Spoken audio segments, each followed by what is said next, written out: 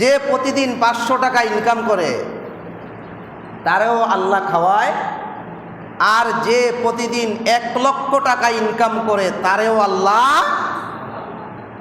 খাওয়ায়। আমরা মনে করি কম ইনকাম হলে মেয়েকে খাওয়াতে পারবে না, চালাতে পারবে না, ভালো রাখতে পারবে না, এই নেই সেই নেই ইত্যাদি ইত্যাদি। আরে না, এমনও ঘর আছে হয়তো তার টাকা পয়সা কম কিন্তু ভালোবাসার কোনো কমতি, আর এমনও ঘর আছে টাকা পয়সার অভাব নাই কিন্তু ভালোবাসার বটাও তার ঘরে নাই। এজন্যে আমাদেরকে মেয়ে বিয়ে দিতে হবে দেখে শুনে। যেসা জায়গায় মেয়ে বিয়ে দেওয়া যাবে, মেয়ে বিয়ে দেওয়া যাবে। যদিও দেন, ওই যে বললাম না, মেয়ের সাথে সাথে সারা জীবন আপনিও জ্বলতে হবে। জ্যৈষ্ঠ মাসের জৈটারির জন্যে কুরবানির ঈদ আসলে, কুরবানির সিজন তো, অনেক বাবা দাঁত কামড়াইতেছে, মেয়ের বাড়িতে বড় একটা কষি পাঠাইতে হবে। আসেনি না নাই?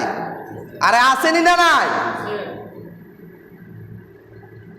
হাঁ করে বসে আছে কোন সময় মেয়ের বাড়ি থেকে মেয়ের বাবা কষি নিয়ে যাবে, গরু নিয়ে যাবে, বিয়ের বাড়ির কষি আর বিয়ের বাড়ির গরু দিয়া নাকি সে কুরবানি দিবে। কত বড় নাফরমান!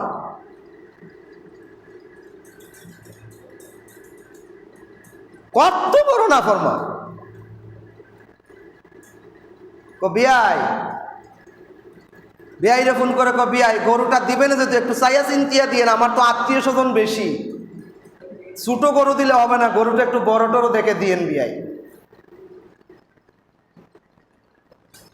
আল্লাহ ওগুলোর হেদায়েত করো, আমিন বলেন।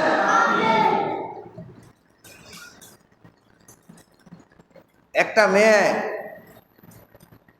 তাকে লালন পালন করতে গিয়ে তার বাবায় না জানে কি পরিমাণ কষ্ট শিকার, কি পরিমাণ কষ্ট সে করছে।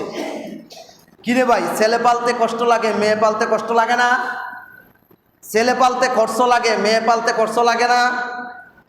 আরে না, বর্তমান সমাজের অবস্থায় বোঝা যায় মেয়ে হাওয়ার সাথে সাথে বড় হয়ে যায়, মানে তার পেছনে কোনো খরচ টর্চ লাগে না।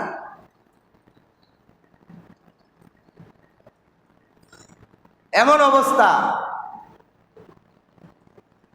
মেয়েরে রীতিমতো মানে বারবার তাকদা দেয়, কই কি গো তোমার বাবার বাড়ির থেকে ফোন টোন করে নাই? কই করছে তো। কই কোনো কিছু বলো নাই? কই বলছি তো। কই তাইলে সময় যে হইয়া যাইতেছে এখনো দেখি নিয়ে আসতেছে না, ব্যাপারটা কি?